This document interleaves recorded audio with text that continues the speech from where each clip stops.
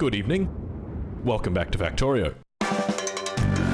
Last video we installed the space exploration mod, built a big old factory, laid waste to our enemies, constructed a rocket, and launched ourselves into the great beyond.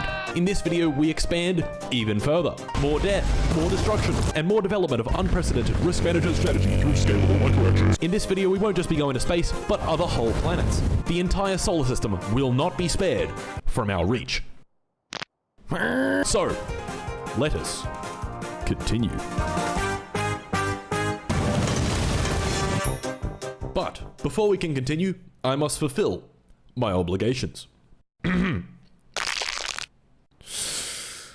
Opera GX. That's right, boyos, this video is sponsored by Opera GX, the speediest gamer web browser you have ever seen in your entire life. Are you tired of these stinky web browsers vacuuming up all your RAM? Can't watch my videos in crystal clear 1440p because you're a Wikipedia goblin and forgot to close those 8,000 tabs about the most random shit imaginable, like the surname.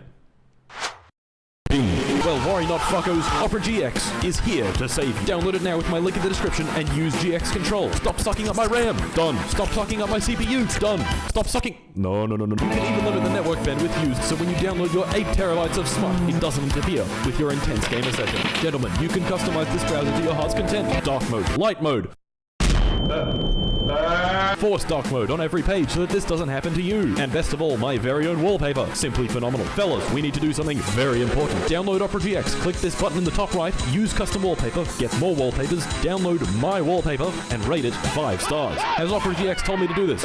No, this is purely for my own vanity. We are currently at 23 ratings, but we need to have more. Jay Schlatt has 194, Russian Badger has 272, and PewDiePie has 748. And we can do better. What are you waiting for, fuckos? Each passing day, my ego must grow larger. Finally, if you download using my link, you get a small section from my past few uploads, so you will never miss a video ever again. And let's continue. Now, you may be asking, Mr. Mart, why has it been over a year since the last Factorio video? Well, I've been lazy, but I do have some excuses. For one, Ben and I in our infinite wisdom decided that this perfectly good, albeit a bit laggy factory wasn't good enough, and we just had to restart. So we switched up the mods a bunch and spent another 100 hours building a giant factory. Huge production facilities, a totally necessary and not pain in the ass 8-lane train network, and a room full of the most precious resource. At around 100 hours, we managed to get the first cargo rocket up and got ourselves into space. And then we were like, you know what? This world kinda stinks. I don't like the mods. Everything is too goddamn large, and generally it has an unpleasant vibe. So once again in our infinite wisdom, we abandoned that world and started over again. So of course, day 1. The crash landing. Big space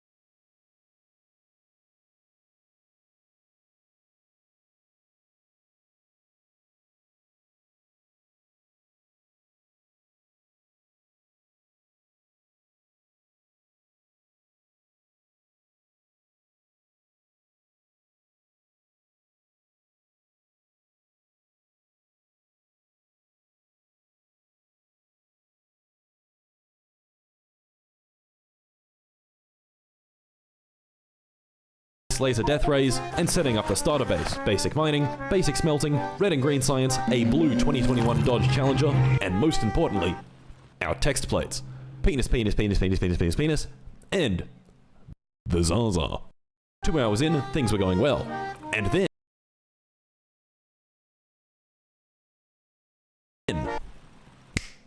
we built an entire factory.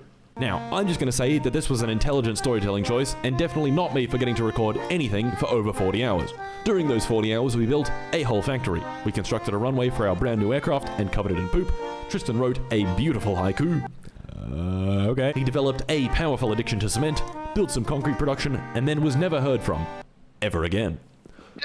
These 40 hours of Factorioing were done before I went to America to make this video, so I wasn't under any particular time pressure. But if I wanted to get this video out in time, things would have to get efficienter, which is a problem for me because if I play Factorio for too long, my brain goes woo woo woo woo woo And I walk around in circles for hours at a time, doing nothing. And so, not wanting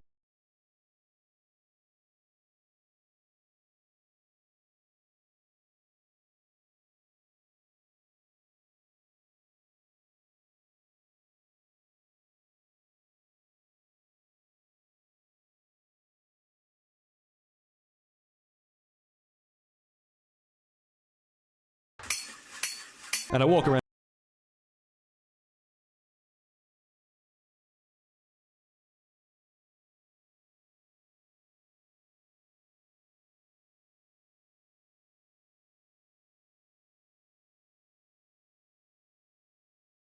in circles for hours at a time, doing nothing.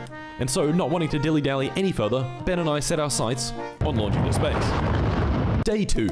Time to launch to space. Ben and I loaded up the cargo rocket with a bunch of supplies and did our maiden launch for the 3rd time. And... Boys. Space, baby! Up there to greet us was this asteroid covered in junk and a bunch more useful stuff that we wouldn't be able to get for quite a while. So, after cleaning off the asteroid, we got to work on today's goal. Space science. Like all the other sciences, but space. While I was hard at work expanding our scientific capabilities, Ben busied himself with the construction of infrastructure. I don't know, I have a better idea, Mom. Building stuff in space presents a whole new type of logistical challenge. Where do I get materials? Well, there are a few options. Sending them up in cargo rockets, or using these. Delivery cannons. Delivery cannons do exactly what you'd expect. They shoot stuff into space. For them to work properly, we need a special chest for the goods to land in, and a way of telling them to turn on and off, so this doesn't happen. Deciding on which transport mode to use presents quite the conundrum. Which items do we send via rocket? Is it worth sending the basic plates with delivery cannons, or is that impractical? Making things even more difficult was the fact that some items we got in space couldn't really be used up here, and had to be dealt with somehow. Ben, however, while trying to reconstruct the fish tunnel from our second base, gentlemen, the fish tunnel, found the perfect solution to that particular problem. I don't know, scrap in here. Just fucking flinging it into space. So, after wiring everything together, building delivery cannon chests, making a transmitter and receiver, and setting up our little space science production, before we knew it, space science was done. Bada bing, bada boom! Hey, look at that! This process takes a fair bit of energy, so using our combined 3.5 brain cells, we did this. It's really fucking impossible to walk. Yes. We are intelligent Factorio engineers. Back down on Norvis, we had a few issues. For one, a coronal mass ejection. Our umbrella defense took all the power from the factory, causing a giant blackout, but none of our base was damaged, and one of the CME beams even barbecued some vitals. So thumbs up from me. Secondly, our flimsy walls were being eaten yet again. I'm gonna take him on. No, Ben, no! I'm gonna fucking die here. Ben. For us to work efficiently in space, and eventually on other planets, our defenses would have to be self-sufficient. What we needed to do was build a wall. Day 3. Oh no. Time to build a wall. If you cast your mind back to the previous video, we got away with minimal wall building because you could just build an impervious moat with everyone's favorite item, water fill. Of course, our peaceful moat building eventually turned into this. Well, the mod author, clearly having seen the utter shenanigans one can achieve with a bit of water fill, tragically put a stop to it. Truly a sad day for Bean Boys Incorporated. For this world, we decided not to use water fill since it's really not that fun, so instead we had to build an actual wall with actual defenses. So we built an actual wall with actual defenses. Here's the blueprint. Some flamethrower turrets for the big damage, laser turrets to finish them off, and 2 layers of self-healing mending walls to keep out those spiders. To top it all off, we have straight sections, gay sections, and train stops for our repair train to come and visit when things need repairing. Now, what's the point of spending all this time designing and building a shiny new wall if it doesn't expand our territory? So, I hopped in the attack helicopter and expanded our territory.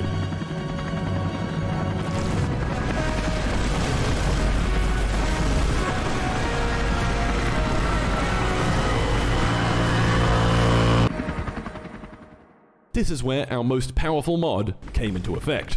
And no, I'm not talking about the helicopter. I'm talking about the replacement of explosion sounds with vine booms. Once it was all said and done, thousands of fighters had been laid off, evicted, and burnt to death, and our territory had been greatly expanded. Now, of course, let's build that wall.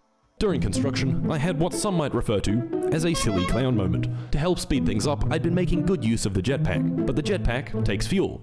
and I ran out. Rough. Walking all the way back was gonna take me ages, so instead of using my shit-ass legs, I handcrafted a Dodge Challenger in about half a second and drove it back to base.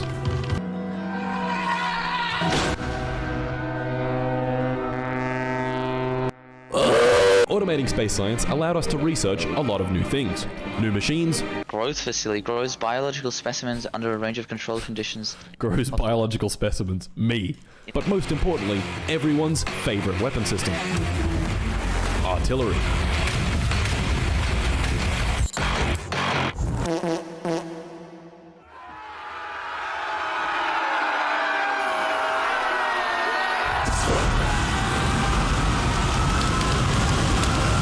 Huh.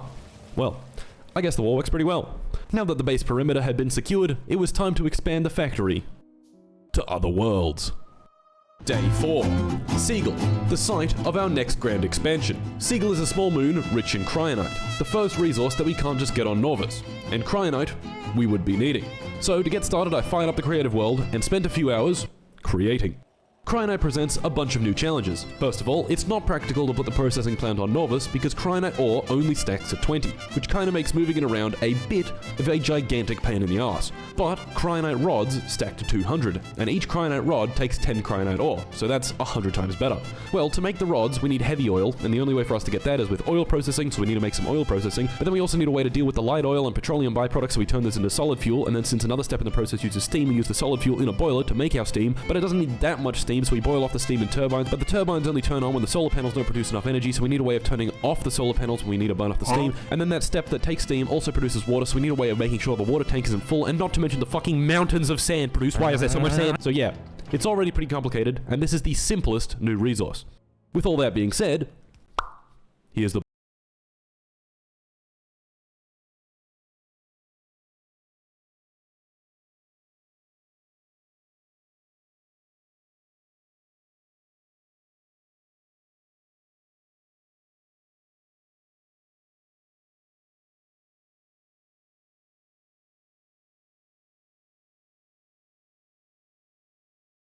blueprint.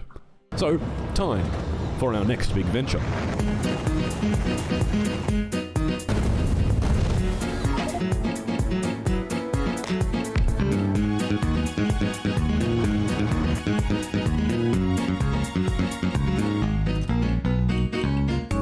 Before leaving, I had written out a comprehensive, exhaustive list of everything we would need, except of course cliff explosives, substations, construction box, and logistics bots.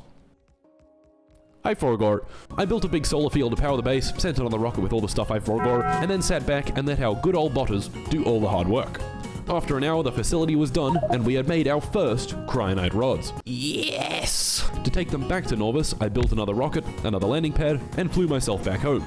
And there we go, boys. Cryonite was now available. The first thing we needed it for was making utility science, so I hooked it up to a delivery cannon, went back into space, stuck down a bunch more machines, and before I knew it, utility science was done. Yes! Finally, we could research logistics system, and the factory could grow even larger. Day 5. Time for the factory to grow even larger. Using our new logistics chest, we began reconstruction of our space base to use a bus design. And tragically, in the process of building our new bus, this happened.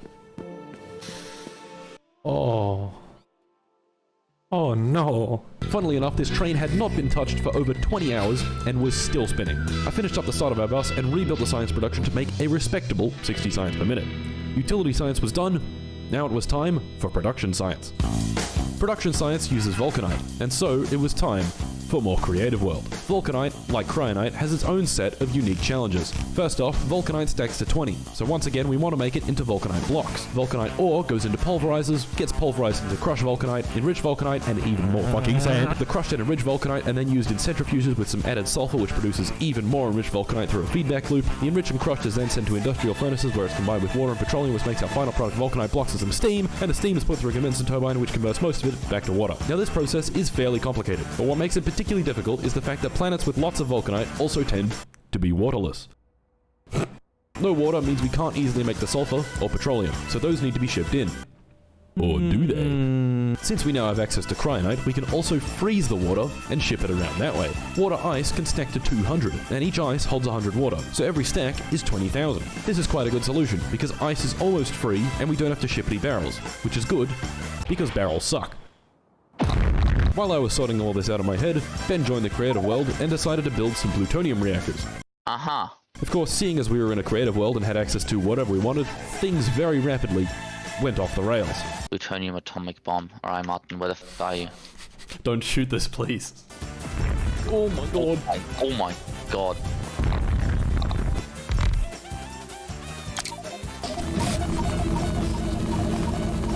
It's gonna shoot fast, okay? Let me do it. Oh, there they go. God. Jesus Christ. My screen is just white. What are you... Look. What's with all the worms, Ben? Alright, Martin, in game blueprints, if you ever need a block of 23,000 worms, it's just fucking there. Oh my god, that's a lot of worms. A lot of fucking worms. That's what that is. Back in the game, we got a few things ready for our Vulcanite expansion and had a look around at the star map when we noticed an interesting structure in the asteroid belt. Day 6. Agni, our chosen destination for Vulcanite processing. But first, more creative world to try and wrap my head around cargo rockets. Okay, it's been a few hours. Mart, did you wrap your head around cargo rockets? No. This large amount of Factorio I had been doing was definitely getting to me. My initial plan of being efficient called for a schedule, short breaks every hour or two, frequent meals, but all of that went out the window once I started actually playing. Yeah, sure, I could eat right now, but I'm almost done with my new smelter setup, and I think I know which is more important. This game really is crack. Anyway, I still had a job to do, and today it was to go to Agni and get some goddamn Vulcanite. I loaded up a rocket, this time remembering to bring the stuff I forgot last time, and flew over to our next big venture.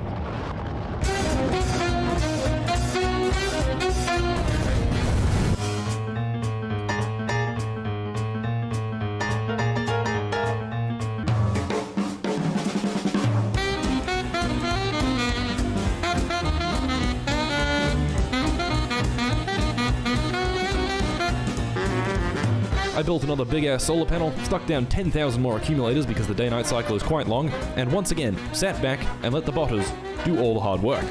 And after a few hours of bringing more stuff from Novus, the blueprint was built and Vulcanite was finally being processed. So I took it back home, made a setup to make iron ingots, loaded it all on delivery cannons, built even more space machines, and what do you know? Production science was automated. Oh my god. It only took 82 hours. Production science let us unlock a bunch of cool stuff. Better inserter configurations, beacons, bigger bot cargo capacity, Covrix enrichment, and best of all, incendiary artillery shells. These are like normal artillery shells, but spicier. And with that, I quit Factorio and went out with my friends to a nightclub. You know, for efficiency. Day 7. After a rather solid night out, leaving the club when the lights came on at 4 AM and getting home at 5, I went to bed, got nowhere near enough sleep, and hopped back on Factorio. However, as you can probably imagine, the powerful hangover I was battling with left me playing Factorio like a complete brick. So, I wasn't going to do anything complicated, just some simple upgrades. Productivity Module 3s, some Covrix processing, concrete production to fuel my incredible cement addiction, some upgrades for the science setups, and finally, designing and building a nuclear reactor that takes no inspiration whatsoever from this one by Zisto. Nope, none. They just happen to be quite similar, for no particular reason. I completed the day with some copper smelting expansion. Hey girl, are you a construction worker? Because you are building. It simply just makes sense. It just makes sense though. And right before I went to bed, I found this wonderful hidden text plate. News. Day 8. Our resources are running low, and that space we claimed on day 3, well, I think it could be larger. Right now we need more copper, and while there's a little bit within our walls, there is much, much more just a little outside of them. I think you see where this is going. It was time to expand our territory once again. I laid out a plan for a new wall, trying to use as much water as possible. But what's the point spending all this effort clearing out new territory if our wall is outdated and shit? So I hopped back into the creative world and built Wall version 2. For our new wall, I would be using some of our new upgrades. Each wall segment would have an artillery turret loaded with incendiary shells, but the main difference is in the train stops. The old system was dumb, but the new system is less dumb. This totally, fully necessary big blob of combinators reads the contents of these chests and calls the train when supplies run low. The main advantage of the new system is that once the station is built, the train will automatically come by, unload the materials and construction bots, and the bots will build the rest of it for me. The flamethrowers also now use napalm since...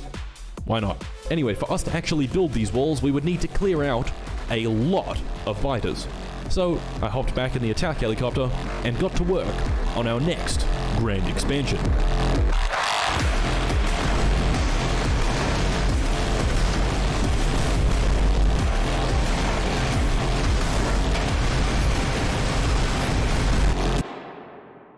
The first wall segment had been placed, and thousands of biters had been sacrificed for it to happen. I quickly stuck down some copper outposts, and the factory's blood could flow yet again. Day 9. I wasn't done. Gentlemen, it was time to build the rest of the wall. To build it, I'd have to clear out thousands and thousands of biters. So, wanting to do things efficiently, I ran some tests. The attack helicopter was great, but it needed lots of rockets and it had health, so it could die. Oh, no. And while it was very fast, it could be faster. Introducing the Flying Fortress, one of the vehicles of all time. More health and faster speed. Surely this would be better than the helicopter. Nope. The Flying Fortress is an airplane, and airplanes have this little quirk where if you go below a certain speed, they go, I don't want to fly anymore, and they land. So, inevitably, while delivering high explosive rockets from the safety of my plane, I flew too slow, the plane landed itself, and I got mauled to death by an angry mob. No. Next up was our new incendiary artillery, which proved to be much more effective. Using manual targeting, I could clear entire giant nests in a few seconds. Even better, I could use the helicopter to get to an island, stick down the turrets, and rain death behind an impervious barrier of water. This was great, but it could be even better. Introducing artillery shells that are atomic bombs.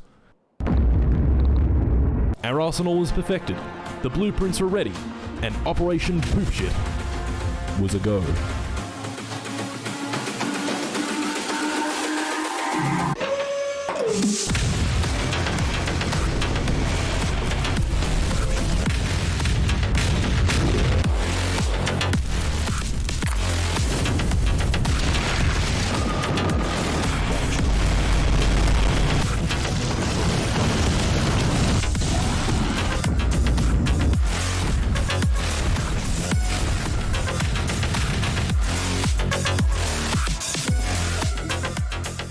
Oh, Ben, I found the resonant frequency of my room.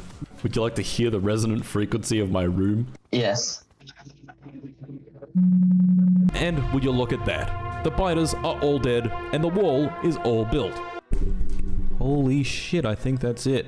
In total, it took me about 13 hours of pure killing, paving, and building to get here. But it was definitely worth it, because safety and security had finally, for real this time, been achieved. Day 10. With our borders more secure than ever, it was time to continue on our galactic conquest. Ben and I, again seeing that spaceship in the asteroid belt, decided to hop in a rocket and go get it.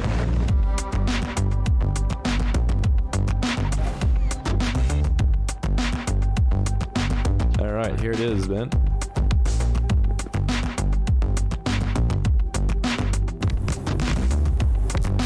Yeah. Okay, that's 3, probably... 2, 1, launch. Oh, and engage. Oh shit. Oh, there we are. We're in Norvis. I'm gonna go down here. Bam. I'm fucking That was stuck sick. on this solar panel. That's actually so cool. It's called the Cum Wagon. Yeah.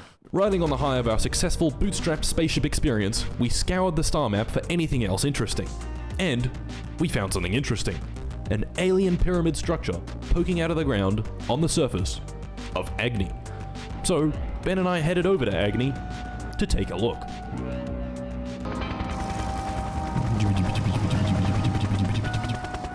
There it is. Yeah, Okay, 3, 2, 1, go. Well, shit.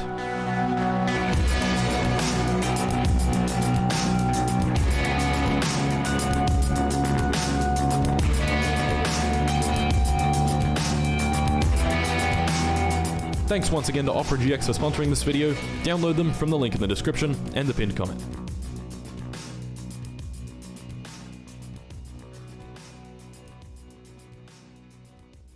Oh. Ah! Ah!